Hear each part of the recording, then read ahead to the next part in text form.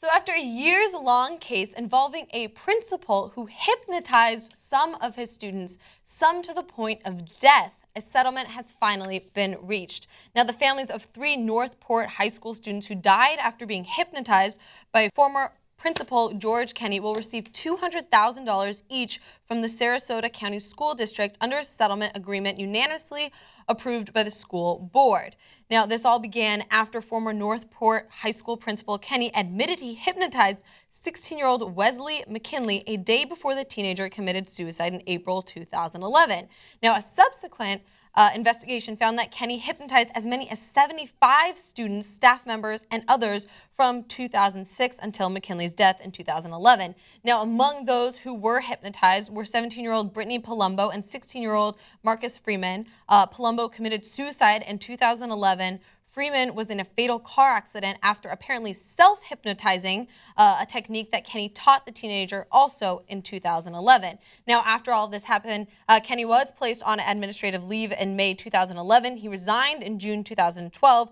He was charged with 2 misdemeanors in 2012, including practicing therapeutic hypnosis without a license. He entered a plea of no contest as part of a deal that saw him serve 1 year of probation, during which he was not allowed to practice unlicensed hypnosis. Now, if this seems like a relatively light sentence, now the families could not sue Kenney himself because the school district employees are considered an extension of the school board under the law, and the only entity families could sue was the school district. Okay, so let me tell you all my misconceptions and how they were partly proven wrong about this story. Okay. So first, I've always been enormously skeptical of hypnosis, right? It seems like a parlor trick, like, you know, the magicians do it up on stage. Right. And it seems to work, but I just can't get myself to believe it. But it turns out, no, it definitely works, right? It doesn't work for every person and every time, but there's no question that it works under a lot of circumstances on a lot of people, right? So that's amazing in and of itself. Number 2, my assumption was that people who did hypnosis outside of any kind of medical context are doing it for the sex. Okay, and so, and I would never, if somebody said, hey, can I hypnotize you? My answer would be, fuck no, you can't. Okay, so just in case it works, I don't know what's gonna happen when you hypnotize me. That's the whole point. Right. And if you're a woman, don't let anybody hypnotize you, okay? If you're a guy, don't let it happen either, but women are more susceptible because that's why dudes want to do the hypnosis. Okay, that's my assumption, but I don't know. There's no sex in this story, so maybe I'm wrong, but I'd look into that dude a little more.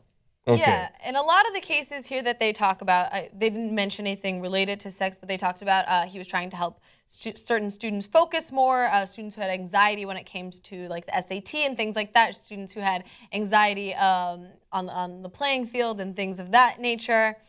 But it is kind of, I agree with you that it is kind of hard to believe, especially since he didn't have a medical license or any permission to perform these from their parents. That's right, Hannah. And in fact, the school told him 3 different times, cut it out. Stop hypnotizing people, okay? Stop hypnotizing the students. And so now you're going to risk your career to hypnotize a student to help them on a test? No, you're not.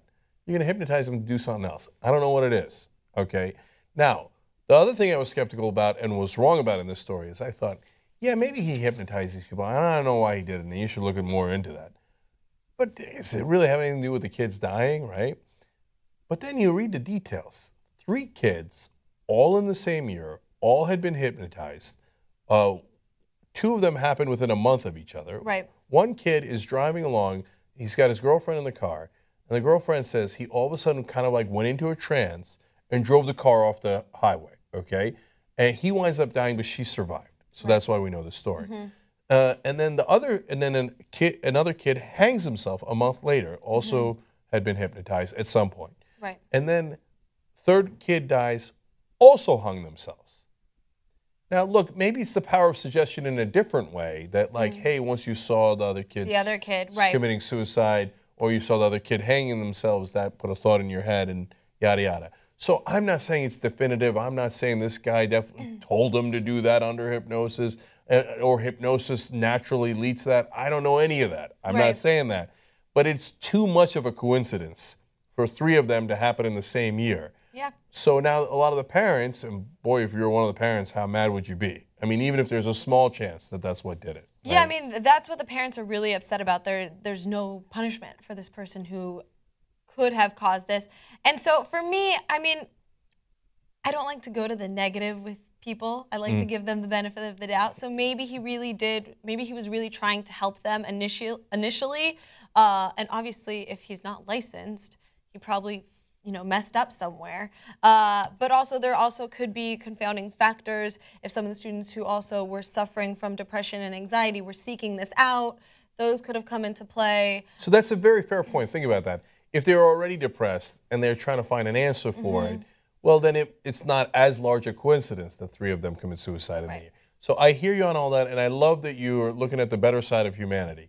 But me, look, and then people are going to get mad at me for this, but dudes are sketchy, okay? So if an older person at the school says, hey, I'd like to hypnotize your daughter or your son, the answer again is, fuck no, you can't, right?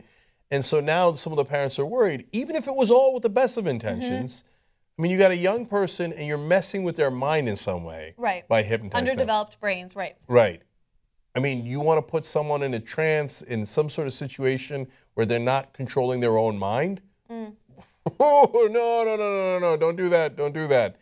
I mean, if you're going to do hypnosis, it really, really should be in the most careful way. And I don't really know any, to me, you'd be hard-pressed to convince me that there's any good reason to do it, right? Yeah. But certainly not from an unlicensed dude at your school doing it with underage kids. Yeah, I mean, that's the interesting thing. With the student who learned the self-hypnotizing skills, I think that's sort of a different scenario. But we don't know with the other 2 victims whether or not they consented to being hypnotized. Do you know what I mean? So essentially, this man is in a position of power. It's the principal of the school. And if he says, hey, just, I don't know how hypnosis works. Like, look at this. I don't know if that's actually I can't believe that it works, but apparently. But then of course, you're not going to be like you're saying, fuck no. These are kids who the principal is saying, hey, do this. You're going to do it, regardless of whether you may have different, preconceptions about hypnosis or not. Right. It's a person in a position of power and authority telling you to do it, and they're young kids who are used to listening to their teachers and administrators. Exactly.